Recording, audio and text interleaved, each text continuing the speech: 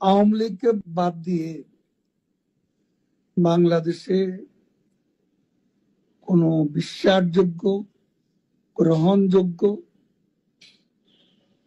নির্বাচন, নিরপেক্ষ নির্বাচন হতে পারে না এবং তারা নিজেরাও আদৌ নির্বাচন দেবে এ ব্যাপারে আমরা যথেষ্ট সন্দিহান।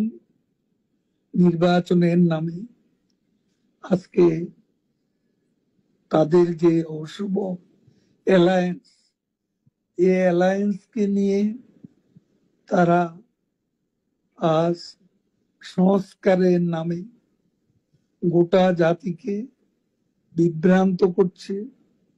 আজকে বিচারের নামে ক্যাঙ্গারু কোর্ট বসিয়ে প্রহসন করছে।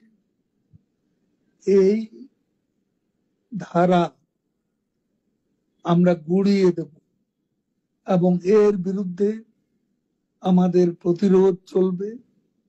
বাংলাদেশের আজ 50%-এরও বেশি ভোটার যে দলের সমর্থক এবং দিনে দিনে